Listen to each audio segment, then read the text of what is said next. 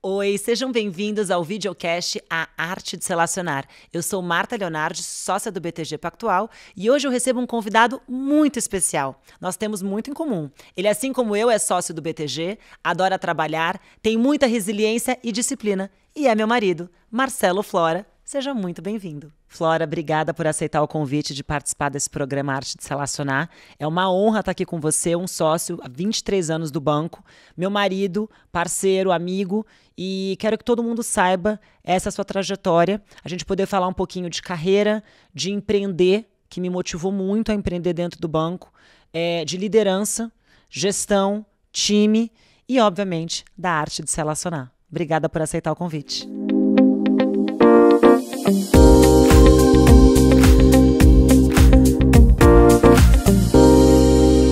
Legal, obrigado, um prazer enorme estar aqui com vocês, obrigado pelo convite, Marta. Acho que todo mundo curioso para saber como é que é esse embate entre a arte de se relacionar e eu vou lançar um curso, Nada Resiste ao Trabalho. Flora, conta um pouquinho da sua trajetória, 23 anos no banco, mas eu quero saber um pouquinho assim, o que você não fala por aí, os desafios e o que te levou, a primeira vez que você brilhou, o que foi esse diferencial? Olha, eu acho que na verdade não tem nenhuma grande sacada. Acho que todo mundo procura um caminho das pedras, né? Como é que eu faço? De vez em quando algumas pessoas perguntam como é que faz para virar sócio e tal. Eu acho que na verdade o principal é que, e o que as pessoas têm que ter na cabeça, né, quando estão se candidatando a uma vaga aqui no banco, ou quando estão aqui no banco e querem crescer, terem a convicção de que a cultura do banco ela é muito aberta ao empreendedorismo, à inovação. Eu sou a prova viva disso, né? Então, eu entrei no Operating Committee do banco em 2021, então, apesar de estar no banco há muito tempo, o Operating Committee ele reúne os 10, 11 principais sócios do banco, e eu entrei aqui como estagiário lá em 2000. Então foi um projeto de longuíssimo prazo, mas que foi viável, né, esse caminho, né, que eu trilhei por conta da própria cultura do banco. A cultura do banco é que permitiu que eu pudesse me reinventar ao longo do tempo. Apesar de estar aqui há muito tempo, eu nunca estive por mais de 3 anos fazendo a mesma coisa. A cada 2, 3 anos eu estava mudando de posição, estava mudando os desafios, eu estava fazendo alguma coisa nova, alguma coisa diferente. E eu acho que é esse tipo de oportunidade que o banco pode oferecer para as pessoas. Com relação ao que exatamente eu fiz para me destacar, tem algumas coisas em particular que eu me lembro. Eu me lembro num leilão logo no começo do banco que eu fazia só o lançamento das propostas, né? Não era esperado de mim que eu fizesse o cálculo, né? Que eu batesse as contas, né? dos traders. Um leilão de papel cambial, acho que nem tem mais hoje, era NBCE, NTND. O portfólio manager de São Paulo estava batendo com o portfólio manager do Rio, e a conta não batia, e o horário do leilão estava passando, e ia acabar o horário, a gente não ia conseguir mandar a proposta, porque a gente não sabia qual era a proposta correta. E aí eu abri a minha planilha, demorou tanto que deu tempo de eu abrir a minha planilha, e eu bati a conta de um deles, e o Esteves mandou lançar aquela que eu tinha batido. E a partir daí o Esteves falou, a partir de agora eu quero que o controle de Open, que era a área que eu trabalhava, né, de liquidação das operações de renda fixa, de câmbio e juros, eu quero que as pessoas aí no controle façam a conta e batam com os operadores antes de lançar no leilão. Então, esse foi um caso que eu me lembre, assim, no começo da minha carreira aqui no banco, mas ao longo da minha vida profissional aqui no banco existiram outras oportunidades, né? E, na verdade, as oportunidades elas estão onde você menos espera, né? Eu me lembro que há algum tempo atrás tinha algumas pessoas que tinham ganho o melhor bônus da vida aqui no banco, mas a gente tem um problema aqui no banco, né? O cara ganha o bônus, ele fica feliz, mas no dia seguinte ele fica puto porque ele descobre quanto que o coleguinha do lado ganhou. E aí a turma me chamou, Flora, acho que tem um clima aqui ruim e tal, o pessoal tá meio chateado e tal. E aí eu comecei a conversar com as pessoas e no final das contas, assim, não tinha problema. Não tinha absolutamente problema nenhum. As pessoas estavam querendo ficar tristes, né? Um fica triste, reclama com o outro também fica triste, reclama com um, daqui a pouco são 3 caras tristes, 4, eles começam a brigar entre eles, e aí eu fui conversar com todos eles e entendi que, na verdade, cara, não tem problema nenhum, né? Às vezes, as pessoas querendo crescer, elas começam a transferir para o outro, né, para o chefe, né, para o head da área e tal, a responsabilidade pela evolução das suas carreiras. E isso é algo que não pode acontecer, né? As pessoas têm que estar tranquilas e confiantes de que o lugar onde elas estão reúne condições para que elas consigam se desenvolver. Mas não tem caminho das pedras, até porque, e o que eu falei para todos eles, né, se tivesse um caminho das pedras, eu ia contar para um, no dia seguinte ia contar para o outro, e daqui a pouco todo mundo ia ser promovido igual, e aí não tem meritocracia. A beleza do negócio está justamente em você viver o dia a dia, né? O longo prazo ele é a sucessão de curtos prazos, mas de você olhar em volta e procurar as oportunidades. Inclusive, nesse episódio, eu falei para eles, olha, a gente está vivendo agora uma oportunidade interessante, porque como a gente está chegando à conclusão aqui, nós não temos problema, né? Vocês não têm problema, está todo mundo ganhando o melhor bônus da vida. Eu já expliquei aqui, tinha algumas questões, né, que até algumas delas faziam algum sentido, e sempre a gente tem que estar com a cabeça aberta para ajustar a rota. Então tinham alguns pleitos que faziam sentido, mas isso era 10% da insatisfação. 90% da insatisfação no final do dia era porque o coleguinha do lado estava ganhando mais. Era tão simples quanto isso. Então, assim, o importante é que as pessoas tenham a tranquilidade de estarem num lugar onde a meritocracia ela acontece de verdade, o ambiente de fato é aberto à inovação, ao empreendedorismo, né? O banco é um caso de intraempreendedorismo, né? É um pouco da minha história, mas quando você olha para a história do banco, lá em 83, o banco era um hedge fund, era um fundo, né? Era uma tesouraria que operava o recurso dos sócios, e esse negócio foi bem sucedido e acabou virando o embrião da área de wealth management, né?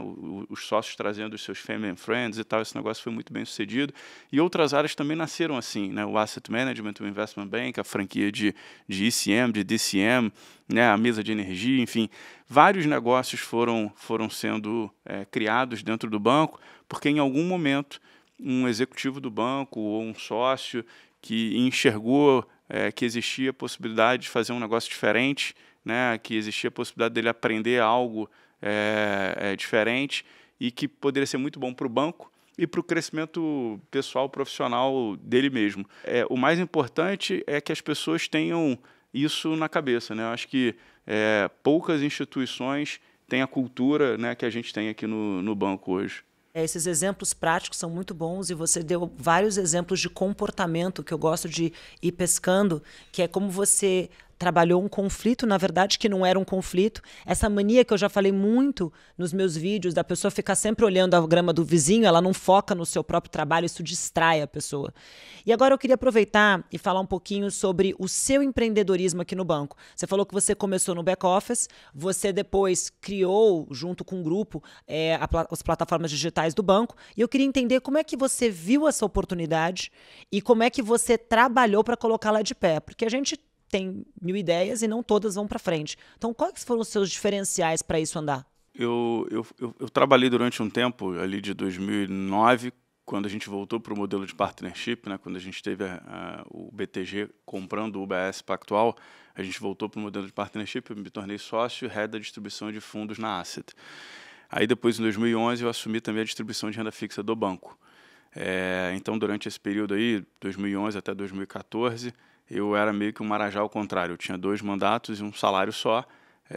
Não é uma experiência das mais tranquilas de se viver.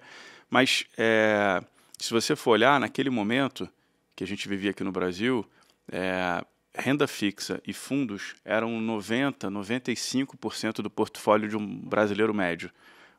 A parcela de brasileiros que investiam em renda variável, ou quem investia em renda variável, investia muito pouco. Então, no exercício desses meus mandatos, né, na distribuição de fundos e na distribuição de renda fixa, o banco sempre teve uma capacidade de originação muito, muito forte, mas a distribuição sempre foi algo algo que a gente precisava contratar fora.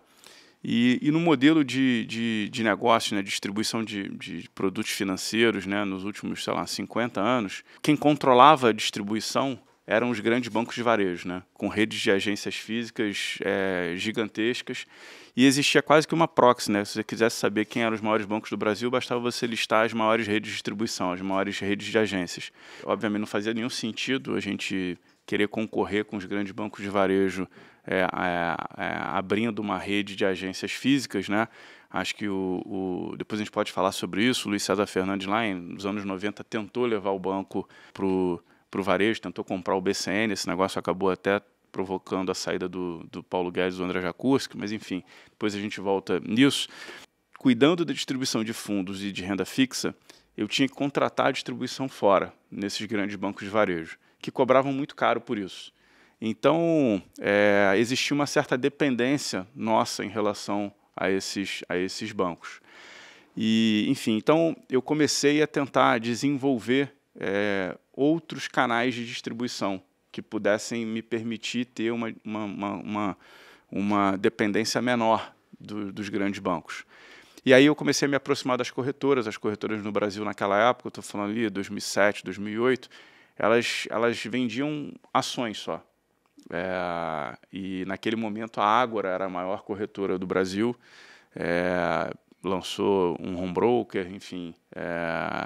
E aí eu me aproximei bastante da Ágora, comecei a convencê-los a vender fundos e a vender renda fixa, de novo com esse interesse, né, com esse intuito de tentar fugir da dependência dos grandes bancos, porque os grandes bancos eles distribuem os nossos fundos, mas além de cobrar caro, eles eventualmente impunham barreiras ao nosso crescimento. Lógico. Então, quando a gente atingia ali R$1 bilhão num fundo, no Bradesco, no private do Bradesco, do Itaú, do Banco do Brasil, era muito difícil continuar crescendo.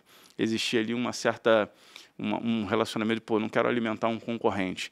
Então, eu comecei a me aproximar das corretoras, coloquei os fundos, começamos a vender renda fixa, só que aí em 2008 o Bradesco comprou a Ágora. E aí eu falei, putz, agora estava fugindo aqui da dependência dos bancos, o Bradesco vem e compra. E logo na sequência apareceu a XP assumindo de alguma forma essa posição que era da Ágora. Eu conheci o Guilherme ali em 2009, 2010, a turma que vendeu a Ágora fundou a Orama também em 2009, né? Eles venderam em 2008, em 2009 eles fundaram a Orama. A Orama nasceu como uma plataforma de distribuição de fundos.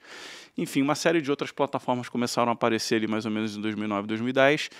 E esse negócio começou a chamar minha atenção, eu comecei a me aproximar de todas essas plataformas, tentando contribuir para o crescimento delas, né? Tentando ajudá-las e, de alguma forma, procurando estar próximo, porque eu olhava para a experiência nos Estados Unidos, né, com Vanguard, Fidelity, Charles Schwab, Morgan Stanley, Dean Witter e tal, tudo isso, e eu ficava curioso, tentando entender por que aqui no Brasil a gente não conseguia desenvolver esse negócio. E a economia brasileira ela segue os passos da economia americana com algum delay, né, às vezes 30, 40, 50 anos, mas enfim. Então, eu comecei a me aproximar dessas plataformas e aí, em 2011, eu trouxe o Guilherme aqui para conhecer o Esteves, já com uma visão de que, poxa, a Ágora foi vendida por 840 milhões de reais para o Bradesco, a XP e outras plataformas podem seguir esse caminho também. Então, uma visão de tentar já olhar um IPO, a possibilidade da gente pegar um mandato, enfim, como de fato acho que acabou acontecendo ali em 2016. Mas, num primeiro momento, a reação do banco não foi das melhores, né? Eu me lembro que as primeiras vezes que eu fiz essa provocação ali em 2011, 2012, o banco também estava vivendo um outro momento, a gente estava fazendo muito investimento em private equity e tal, e existia um certo receio de que a gente construiu uma espécie de Goldman Sachs no Brasil, né? Tem lá a brincadeira lá do BTG, Better Than Goldman, e uma marca aspiracional muito focada no cliente ultra high net worth lá do wealth management, né? O nosso wealth sempre foi muito concentrado nesse tipo de cliente, né? As famílias multibilionárias, e na parte de investment bank, as grandes empresas, investidores estrangeiros e tal. Então, acho que o banco foi muito bem sucedido nessa estratégia, né, por esse caminho. Já fazia, sei lá, 4 bilhões de reais de lucro e de repente, existia aí uma dúvida sobre seguir esse caminho de trazer esse investidor menor, né?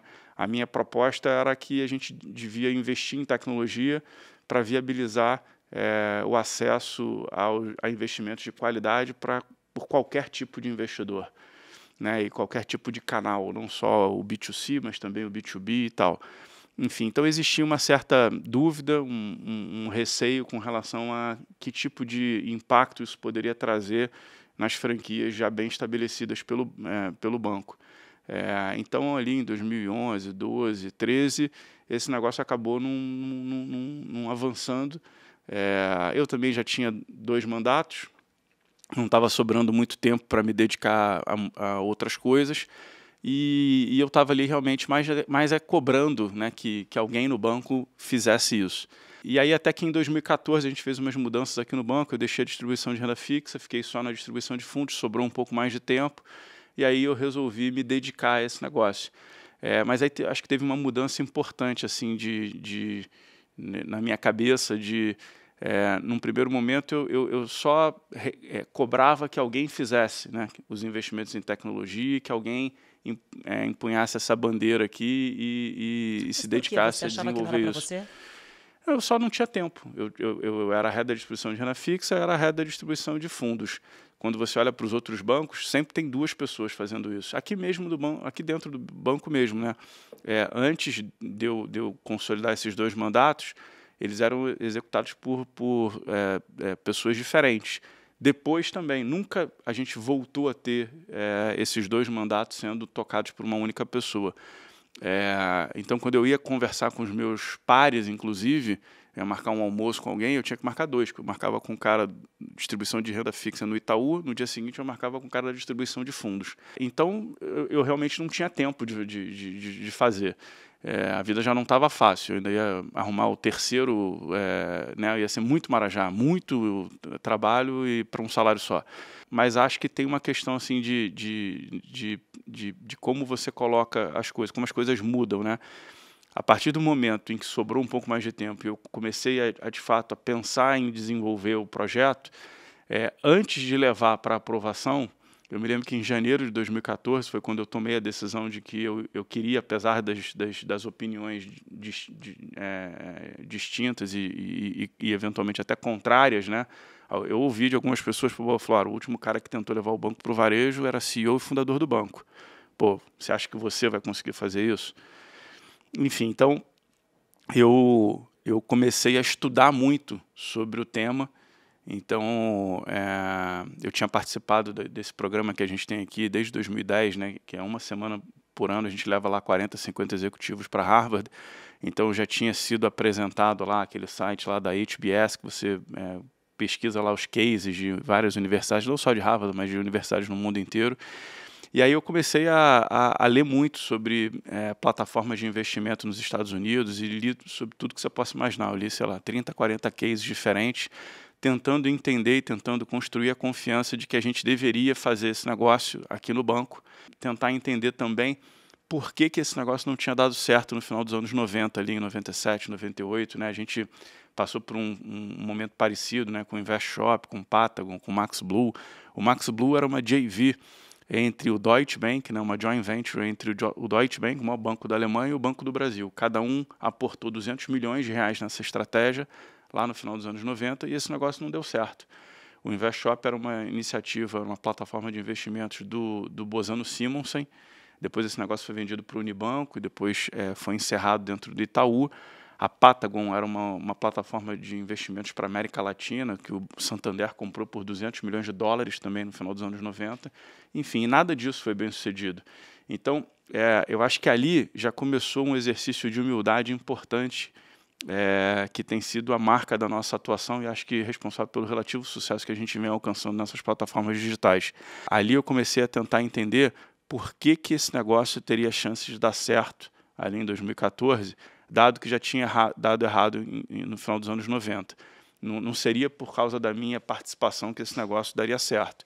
Então, isso me levou a estudar muito, né, as experiências nos Estados Unidos, para tentar construir a minha confiança e com isso que eu pudesse levar esse negócio para frente. Porque uma das angústias que eu tinha era, em primeiro lugar, eu posso levar esse projeto para discussão e ele pode ser recusado, ele não vai ser aprovado. Sim, lógico. O que seria uma vergonha, né? Eu já tinha, sei lá, eu entrei em 2000, 2014, quase 15 anos de banco, ia levar um projeto que não seria aprovado.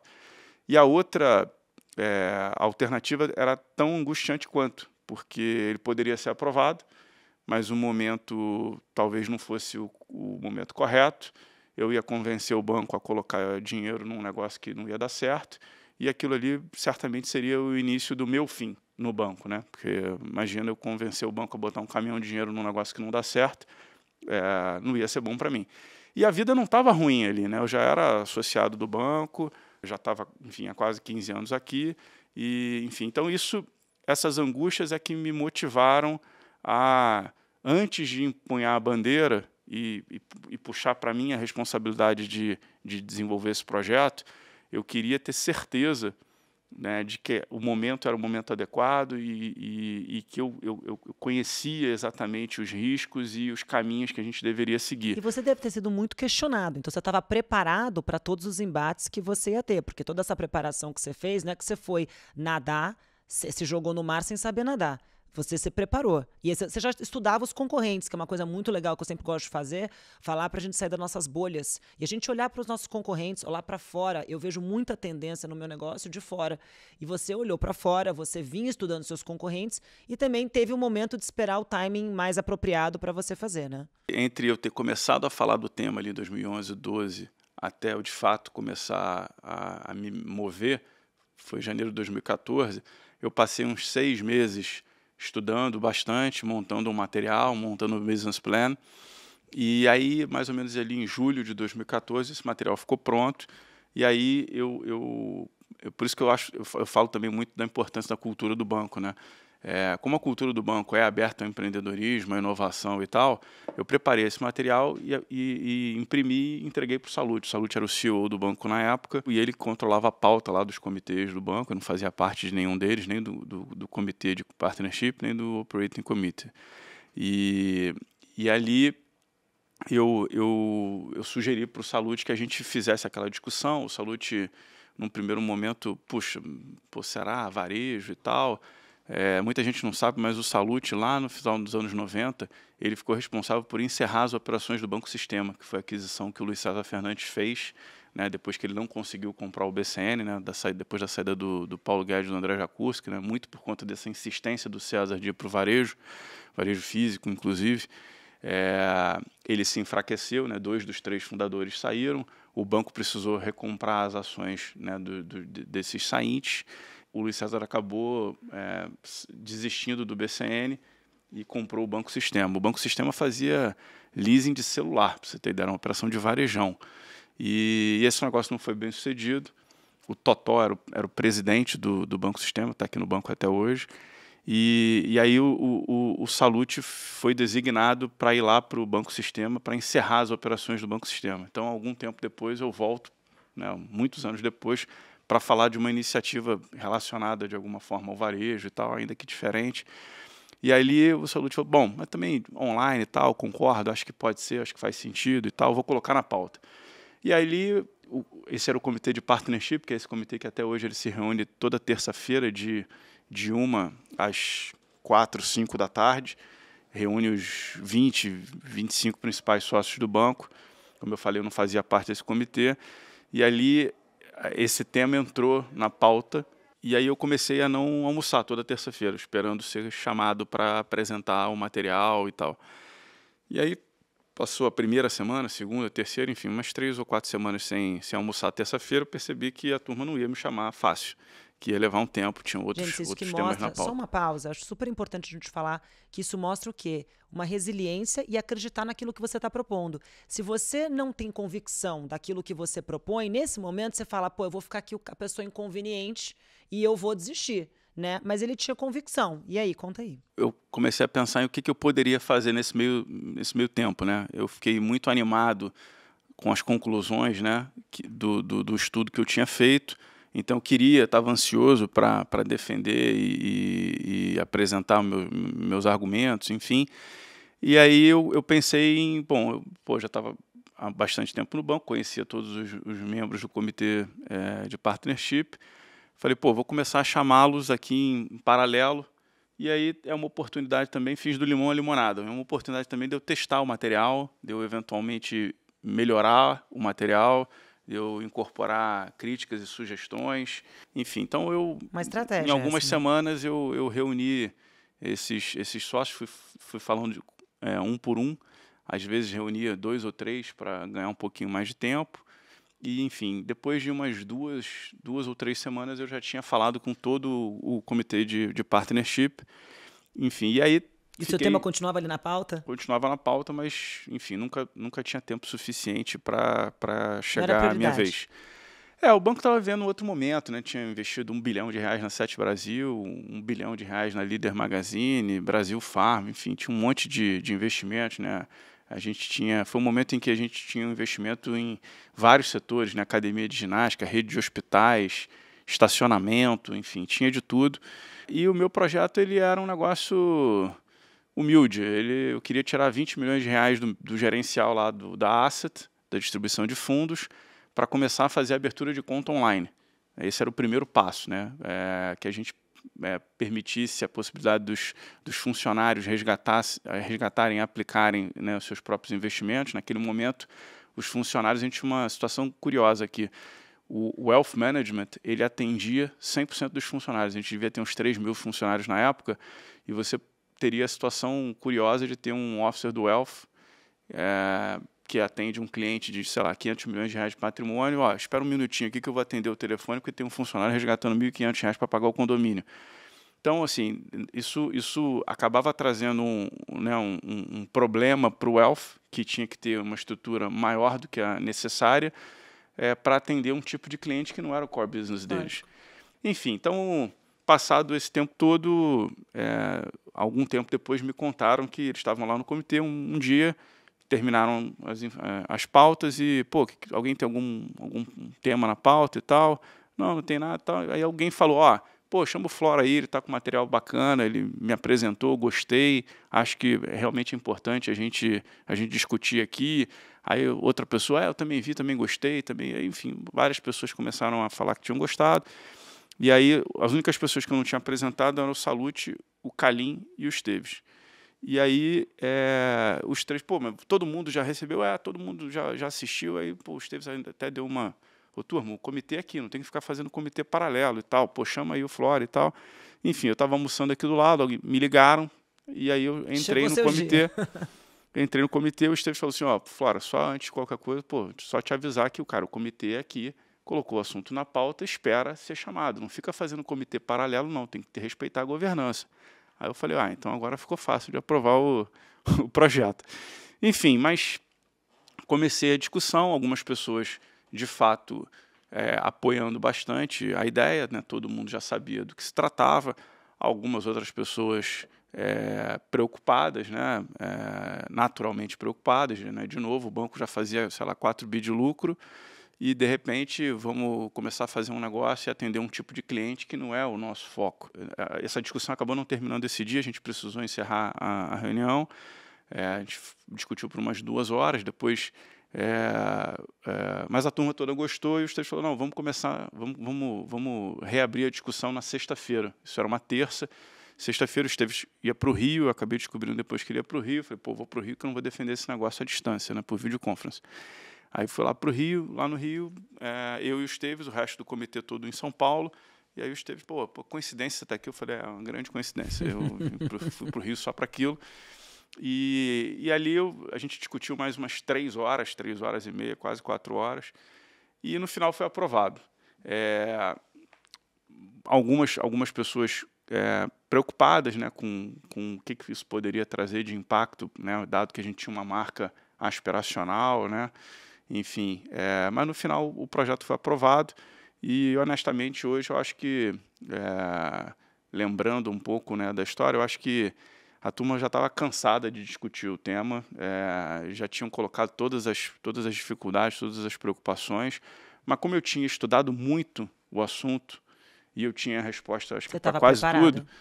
chegou uma hora também que, pô, a turma falou, pô, o banco é aberto ao empreendedorismo, à inovação, pô, o cara fez o dever de casa aqui, defendeu o negócio do início ao fim aqui, enfim, não conseguimos convencer ele de largar esse negócio para lá, pô, vamos ter que deixar o cara fazer isso aí. Então, pô, mas... E também se ele se afundar, vai se afundar sozinho. deixa fazer aí, não vai dar em nada mesmo, então, pô, sozinho não vai conseguir, então faz aí. E aí começou a nascer sempre uma sequência de angústias, né? Aí a angústia seguinte foi, pô, como é que agora eu coloco esse negócio de fato de pé, porque eu consegui aprovar, então agora o negócio tem que decolar. E uma das preocupações que eu tinha é que eu sabia que esse negócio ele ia demandar muito capital. E isso, dentro da cultura do banco, seria algo muito desafiador, porque a gente nunca teve na história do banco projetos orgânicos de longo prazo. Parte dos principais sócios do banco são traders, né? O cara compra de manhã, vende à tarde, no final do dia está zerado, ganhou, perdeu. Não tem projeto de longo prazo. E eu sabia que esse negócio ele podia ser transformacional para o banco, mas ele ia levar duas coisas que me preocupavam bastante. Primeiro, muito tempo. Eu achava que esse negócio ia levar mais de 5 anos, entre 5 e 10 anos para amadurecer. E depois ele ia demandar muito, muito capital, muito investimento em tecnologia, investimento em marketing, que eram coisas que para a gente, na história do banco, a gente nunca tinha tido experiências desse tipo. Então, um dos pensamentos mais perturbadores que eu tinha era exatamente, pô, esse negócio vai ser transformacional para o banco, eu não tenho dúvida disso. O problema é que provavelmente eu não vou estar lá para colher os frutos, porque em algum momento alguém vai cansar e vai falar, cara, esse cara só gasta dinheiro, esse negócio não traz resultado, pô, vamos trocar aqui, vamos botar outra pessoa no lugar. E aí é que eu comecei a pensar em como é que a gente poderia fazer o deploy, né? Como é que eu poderia fazer a implantação do negócio. Uhum. E aí a gente decidiu fasear Às vezes você pensa o negócio todo, você não consegue, você vai quebrando, se torna mais fácil o caminho. Eu já tinha conhecido, assim, estava começando esse negócio de fintech, né, de startups e tal. Eu me lembro que tinha um slide na época, ali 2013, 2014, que reunia as principais fintechs, né, startups no Brasil. Cara, eram, sei lá, 10 empresas. Era o Nubank, o Guia Bolso, Geru, Biva, Simplique, eram poucos players. E aí eu falei, pô, deixa eu conversar com todo mundo aqui. Eu já conheci alguns, tinha conhecido o Davi Veras, tinha mandado uma mensagem para ele no LinkedIn, ele me respondeu na mesma hora, no dia seguinte eu estava lá, depois ele veio aqui no banco e tal.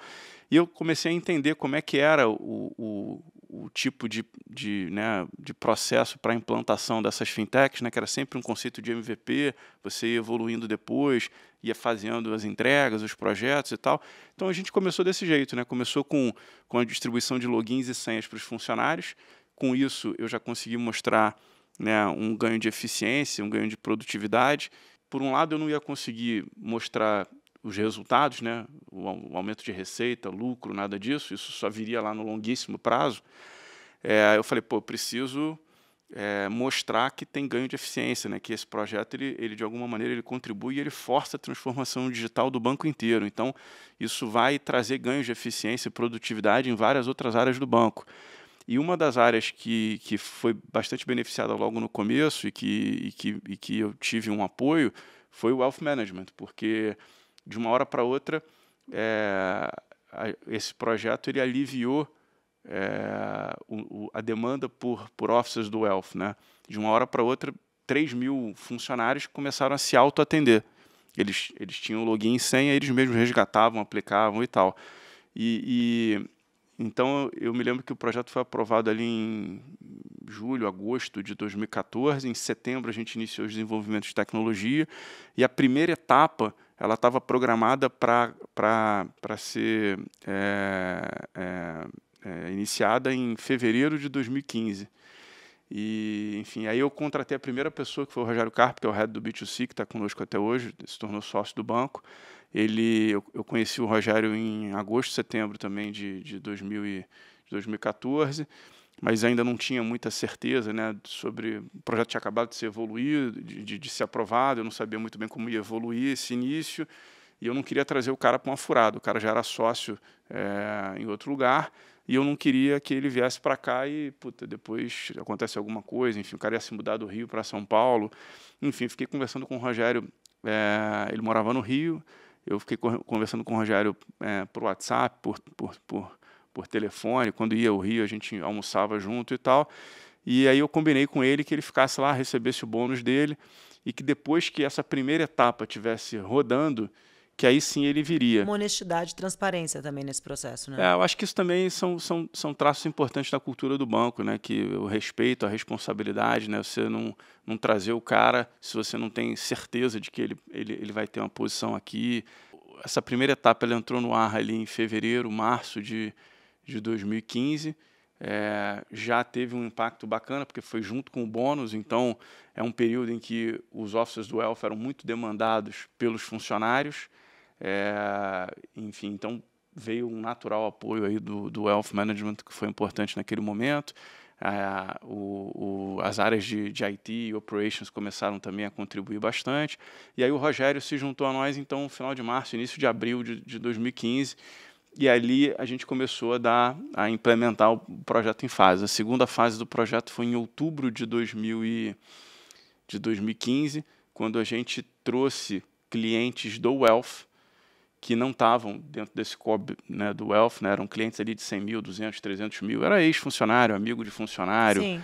Pai, mãe de funcionário e tal. Um safe zone, né? Uma zona segura. Assim. Às vezes um gerente de uma empresa que a gente tinha feito IPO no Investment Bank, o cara queria ter ali um dinheiro para investir e tal. Então a gente tombou esses clientes do Wealth em outubro de 2015, o que foi legal também, porque esses clientes, eles acabavam tendo um dinheiro aqui conosco, que era um dinheiro que eles não precisavam, porque eles sabiam que era um negócio meio de favor, porque o cara, ele não tinha um officer, quando ele não recebia, ele não tinha acesso à internet, né, aos extratos, nada disso, ele recebia um extrato em papel, e quando ele precisava resgatar, ele tinha que ligar aqui e alguém que ele não conhecia que o atendia. Então isso fazia com que as pessoas tivessem menos dinheiro aqui, era um dinheiro que de fato o cara sabia que ele não ia precisar. E aí, quando a gente distribuiu login e senha para essas pessoas, as pessoas começaram a entender que, opa, então agora eu mesmo resgato, aplico, eu mesmo consulto. Uma liberdade, né? E aí a consequência disso foi que as pessoas começaram a trazer mais dinheiro. Então, a gente foi dando passos nessa direção.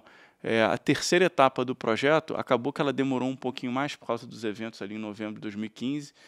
A gente voltou com a terceira etapa em junho de 2016. Foi quando, pela primeira vez, a gente lançou a marca BTG Pactual Digital, e quando a gente colocou o site no ar, tinha lá um Peça Seu Convite, também um excesso de conservadorismo nosso, né? O Peça Seu Convite era, na verdade, uma preocupação nossa de... Eu lembro desses momentos. O cliente não... Né? Na verdade, essa etapa ali, a gente batizou de Family and Friends, foi a primeira vez que a gente colocou o site no ar com a marca, e a gente tinha uma preocupação do cliente entrar, abrir a conta e ter alguma instabilidade do sistema, era tudo muito novo, e o dinheiro do cara sumir da conta e aquilo virar uma reclamação. E eu tinha assumido um compromisso, né, com os outros sócios do banco de que esse negócio não podia queimar a marca do banco. Então, foi uma maneira da gente... E a gente atendia, o cara pedia o convite, a gente falava, ó... eu vou liberar o seu convite, mas se você tiver alguma experiência ruim, você me liga, está aqui o meu telefone e tal. Então a gente conseguiu começar o negócio de uma forma bacana. Foi também uma oportunidade da gente envolver todos os funcionários no negócio. A gente criou uma competição interna. As pessoas se sentem parte, o cara né? que abriu mais... Eu lembro. O cara que abriu mais conta, o cara que trouxe mais clientes, que trouxe mais dinheiro, ganhou, sei lá, um Rolex, o segundo ganhou, sei lá, uma mala de viagem da Louis Vuitton, enfim, tiveram umas coisas assim. Não, o primeiro colocado ganhou um carro, na verdade, Mitsubishi. A gente tem 12% da Mitsubishi, né? Então, foi uma maneira também da gente fazer um negócio meio que... E os funcionários se sentirem parte, né? Que é super legal. Nascendo de dentro para fora. Essa, inclusive, era outra coisa que também me preocupava, né? Assim, o projeto ele não podia ser encarado como um projeto do Flora, ele tinha que ser um negócio do banco, tinha que ser um negócio para o banco e do banco. Todo mundo tinha que se envolver no negócio. Então, eu ficava muito preocupado de que, sei lá, um funcionário fosse no final de semana perguntado sobre, pô, e esse projeto aí Não digital, e o cara soubesse. falar, sei lá, esse negócio aí, tem um cara lá do banco que é o Flora lá, vou te dar o telefone dele, enfim, não vai funcionar. Então, isso foi muito legal, a gente conseguiu abrir bastante conta, enfim, aí as coisas começaram assim. Bom, quero mudar um pouquinho, porque é o seguinte, os rumos das nossas pilares da vida, eu falo muito, é saúde, família e trabalho. Você é muito focado no trabalho, você mostrou várias características suas, tem até algumas pessoais que eu acho legal a gente falar, que é alguma disciplina sua de não sair durante a semana, como a sua vida, como você faz casa, trabalho, enfim, para você, que você me ensina muito sobre isso. E aproveitar e falar sobre um momento difícil da sua vida, e foram dois, que você sacrificou nesse processo de crescimento profissional. Você teve um sacrifício de família, você teve uma separação aí, sua filha ficou no Rio. Acho que, enfim, queria falar um pouquinho sobre isso, porque um pilar sempre, né, a gente não consegue estar os três sempre no high, e o outro que foi sua saúde, que aconteceu até primeiro, quando você assumiu a área comercial, você teve uma paralisia facial, e aí, bom dia, você tinha que falar com o cliente com a cara paralisada. Queria contar um pouquinho como foi isso, lidar com isso, as suas angústias, nos dois processos. A primeira paralisia foi em 2003. Eu tinha acabado de sair do back-office para a área comercial. Enfim, eu nunca fui um cara muito extrovertido, né? Eu sou um cara mais introspectivo. Na época era até mais do que hoje. Hoje é o rei do networking. A minha atuação na área comercial, de alguma forma, contribuiu para que eu me tornasse uma pessoa um pouco mais comunicativa, mais extrovertida. Vocês podem imaginar como era antes. Não foi o suficiente para me tornar mais risonho. Na verdade, eu peguei um voo do Rio para São Paulo. Nessa época, eu trabalhava aqui em São Paulo quase que a semana inteira, mas morava no Rio. E aí eu estava muito resfriado, sinusite, enfim. E eu peguei o voo e eu tive uma lesão no tímpano, um barotrauma, que é o mesmo tipo de trauma que você tem quando você está mergulhando, você tem que fazer descompressão lá no mergulho. Enfim, ninguém fala sobre isso, né, nos aviões, né? Eu ficar falando lá de, pô, sinal vai cair máscara, não sei o quê, mas ninguém fala que você tem que descomprimir também. Enfim, eu estava muito resfriado, tive essa lesão no tímpano, não percebi. Aquela sensação de abafamento depois que o avião pousou aqui em São Paulo, ela continuava. E aí eu comecei a sentir um pouco de dor de cabeça, mas enfim, tinha uma agenda cheia de visitas aqui com clientes e fui tocando a minha agenda. Acho que 1 ou 2 dias depois eu fui à emergência de um hospital aqui em São Paulo, que acabou que o atendimento não foi dos melhores, o cara me deu um comprimido lá de dor de cabeça, mas não me examinou direito. Enfim, na sexta-feira, quando eu acordei, eu acordei assim, me sentindo muito mal, enfim, começou a paralisar a testa, o olho, enfim, no final do dia da sexta-feira eu não estava conseguindo falar direito, voltei para o Rio e quando eu pousei lá no Rio eu achei que eu estava tendo um AVC, porque nessas horas você começa a sentir o braço doer, a perna doer e tal, enfim, fui para a Clínica São Vicente lá no Rio, que por acaso era especializado no atendimento de AVC, aí eu vi um folhetinho, eu falei, pô, tenho certeza que é um AVC. E aí o médico que me atendeu falou, olha, tem a notícia boa e ruim. A boa é que não é um AVC, a ruim é que você está com uma paralisia facial periférica e a gente não sabe exatamente por quê, vamos fazer alguns exames, mas aí vem essas coisas também, né? Você trabalha onde? Eu trabalho no mercado financeiro, pactual, então é estresse, então virou estresse, durante muito tempo ficou paralisia, né? A culpa era do banco, a culpa era do estresse. E aí eu fiquei 10 meses com o rosto paralisado. E como foi quando você chegou no banco se relacionar com os seus clientes e com os colaboradores? Não, isso foi uma sexta-feira, ao longo do final de semana, isso foi outra coisa que o médico falou assim, ó, e vai piorar, você vai passar aí 1 mês com o rosto ficando cada vez mais paralisado. Então na segunda-feira eu vim trabalhar, estava pior do que na sexta, as pessoas ficaram muito chocadas, né? Porque é um negócio do seu rosto não mexia. Metade do rosto não mexia, o lado direito do rosto, eu tenho o rosto meio torto ainda, perdi um pouco a simetria do rosto, então a testa não vai, enfim. Mas hoje eu já tenho, sei lá, 95% dos movimentos do rosto, mas, enfim, uma parte não voltou mesmo. Na época era muito pior, eu não conseguia piscar o olho. Para quem lembra do Ayrton Senna, né, o Ayrton Senna teve algo parecido. Era exatamente isso, falava com uma boca meio soprado. Enfim, aí as pessoas no banco, cara, vai para casa, pô, vai se cuidar e tal, enfim, porque de fato era uma coisa que incomodava as pessoas, né? Tava olhando. É um negócio, não é um negócio bonito, né? Você vê o cara todo torto, todo paralisado. Mas, enfim, eu queria trabalhar, porque, pô, se eu ficasse em casa, eu ia ficar doente, né? Enfim, queria vir trabalhar.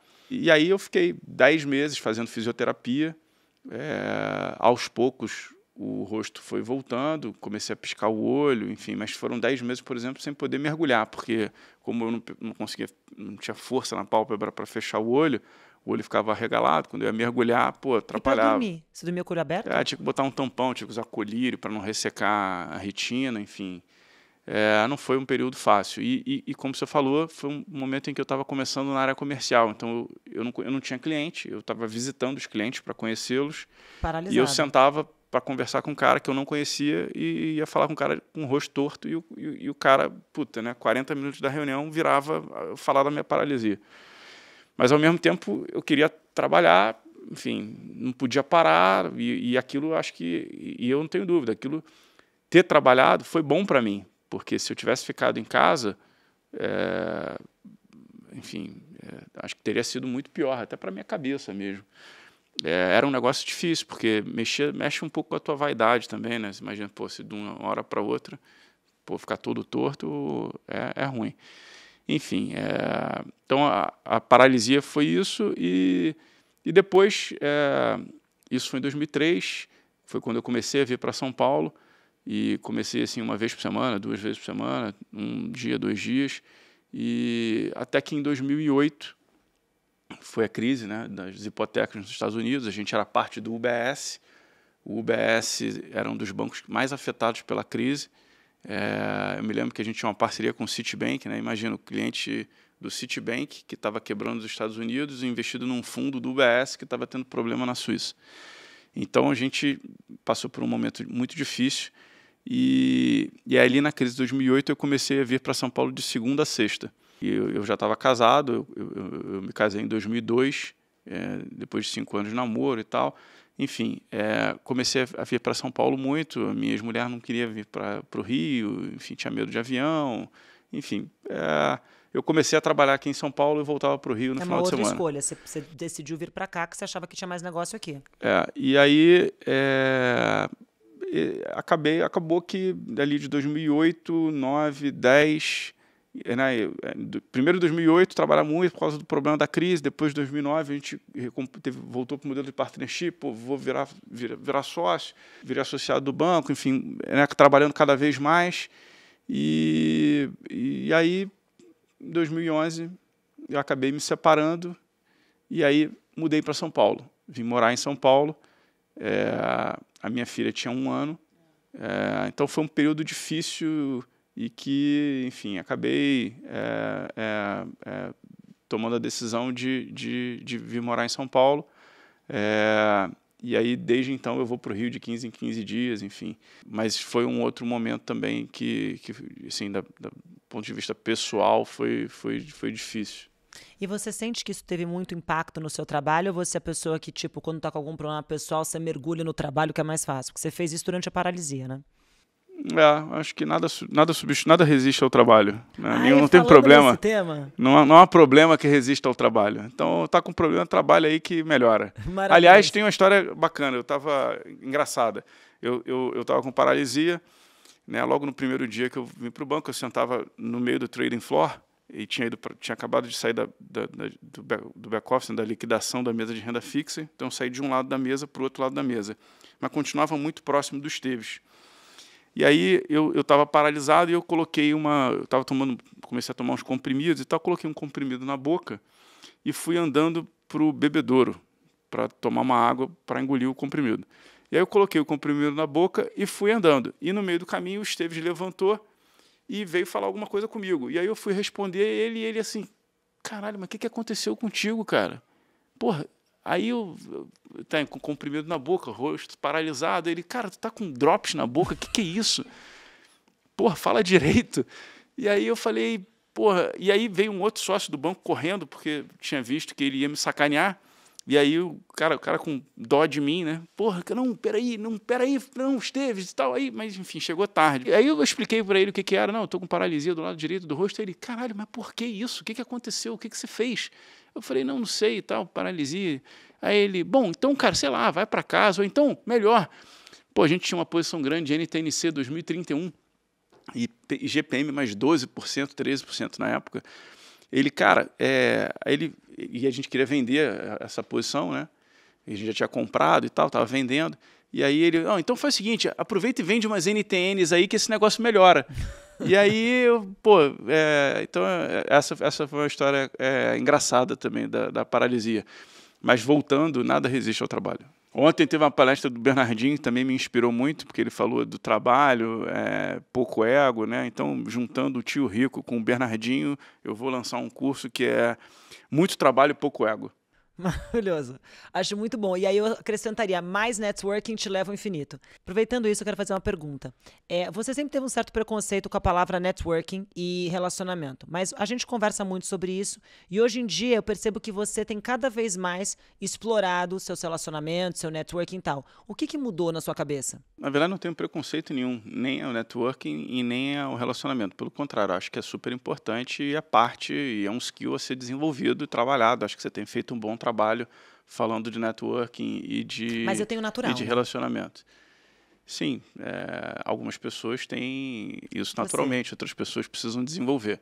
Eu me enquadro entre as que precisam desenvolver. Mas, enfim, eu acho que, de novo, como tudo na vida, o equilíbrio é o que faz sentido, né? É o que nos faz mais forte, é você ter todos os skills, né, de forma bem balanceada. Você ser uma pessoa que só se dedica ao networking e não tem conteúdo, não vai te levar também muito longe. Concordo com você. Então, primeiro você precisa trabalhar bastante, né? Precisa ampliar o seu repertório, precisa se tornar uma pessoa interessante, como você sempre fala. Eu não tenho dúvida que o networking e o relacionamento eles são importantes. Eu me dediquei sempre muito ao trabalho porque, cara, minha família é do interior de Minas, nasci na Tijuca, bairro classe média baixa da zona norte do Rio, não tenho sobrenome importante, morava num apartamento de 70 metros quadrados, não tinha elevador, não tinha garagem, dividi o quarto com a minha irmã, 5 anos mais velha, meu irmão, 3 anos mais novo, fui andar de avião a primeira vez com 23 anos, quer dizer, depois que já estava aqui no banco. Enfim, então, a vida, assim, minha visão sobre a vida era que eu precisava trabalhar muito, e o networking e o relacionamento naquele momento não eram a minha prioridade. Na medida em que, como resultado do trabalho, né, de novo, nada resiste ao trabalho, você vai crescendo, né, e aí você vai se tornando uma pessoa interessante, né, as pessoas também querem se relacionar com você, isso vai ajudando. E tem várias maneiras de você também se desenvolver do ponto de vista do relacionamento, né? Eu resolvi essa lacuna casando. Então, hoje a minha agenda, eu cuido da minha agenda de segunda a sexta-feira, ela é minha, mas sábado e domingo ela não é minha. Enfim, então, e está tudo certo. Então, acho que é isso. Flora, eu queria te perguntar uma coisa assim, que você pudesse me dizer alguma gafe que você já cometeu ou já percebeu, conheceu alguém que cometeu de networking? Uma coisa que você percebe. Ou alguma coisa melhor, que assim, as pessoas me perguntam muito, e a gente fala muito sobre isso. Sobre o networking interesseiro. A pessoa que é interesseira, e como você, porque eu não percebo muito, você percebe mais. A pessoa, como é que ela se mostra interessada e você percebe, ou quando ela se mostra interesseiro? Acho que isso é um skill importante para as pessoas perceberem, e elas me perguntam muito sobre isso. Alguma gafe? Tem várias gafes. E normalmente todo cara que é muito dedicado ao trabalho e que é mais introspectivo, ele naturalmente vai cometer alguma gafe quando estiver com um cliente, enfim, alguma coisa assim. Alguns episódios meus são inspirados em algumas gafes suas. Pois é. Pouquinhas. acho que isso é parte do teu processo de crescimento também, né? Como tudo na vida, você tem que se dedicar. E às vezes o cara que é mais introspectivo, né? O cara que tem... É muito comum, assim, eu fiz faculdade de engenharia e eu me lembro, meus colegas na faculdade, cara, eram todos muito bons de conta e tal, mas uma turma mais difícil de se relacionar. Diferente da turma formada em humanas, né? O pessoal ali de direito e tal, é um pessoal mais bom de papo, enfim.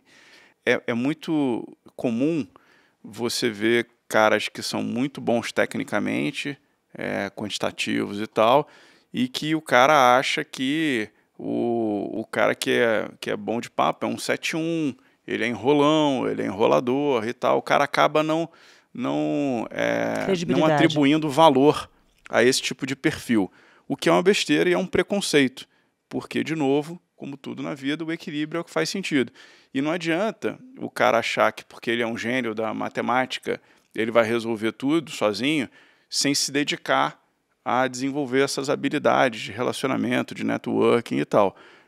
Isso, na medida em que ele vai crescendo, né, ele vai se tornando uma pessoa mais sênior, ele vai crescendo, né, profissionalmente, ele vai ser exposto a situações em que ele precisa lidar com o cliente, ele precisa lidar com o público, ele precisa falar em público e tal.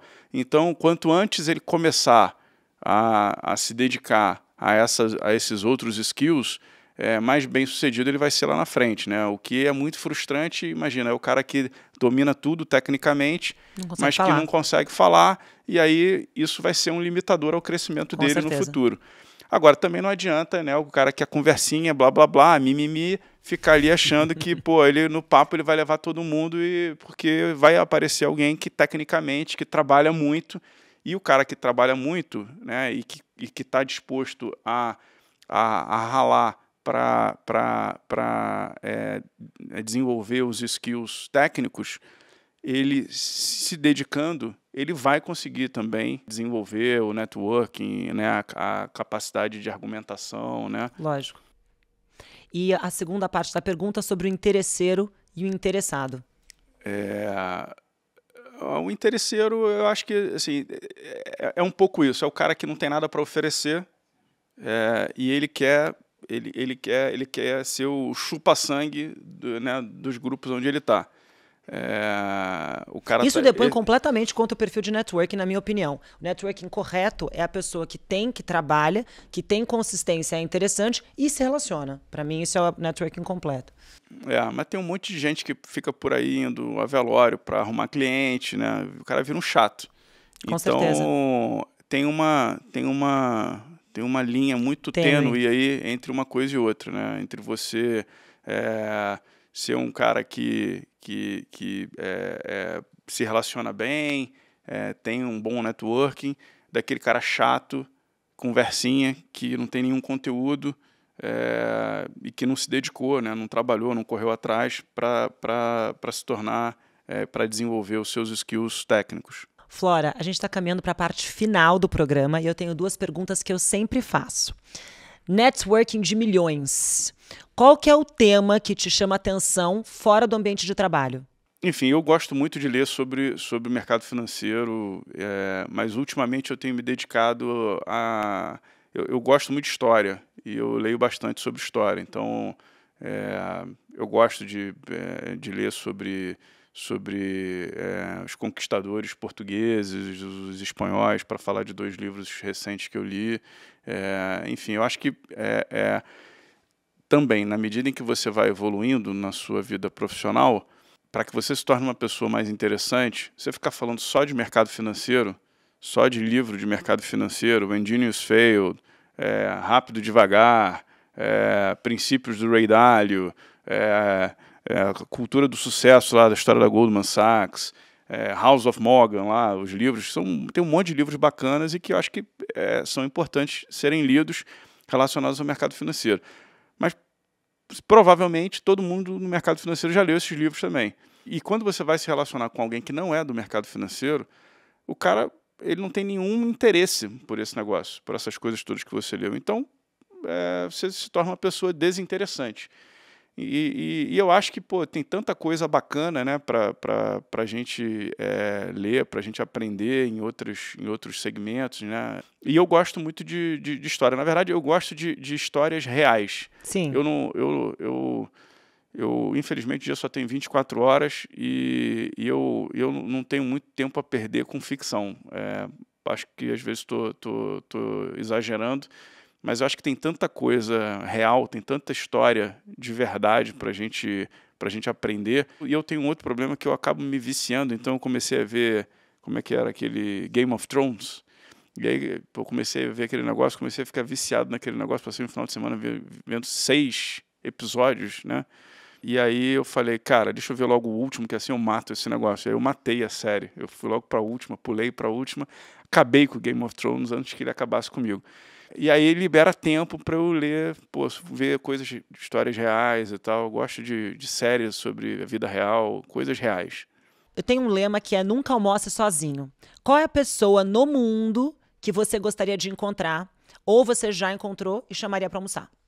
Jeff Bezos. Maravilhoso, muito legal. Flora, muito obrigada pela sua participação. Foi uma honra ter você na Arte de Se Relacionar e no novo curso seu, Nada Resiste ao Trabalho. Muito obrigado pelo convite, foi um prazer estar aqui. Não é só um curso, não, é Nada Resiste ao Trabalho e muito trabalho e pouco ego.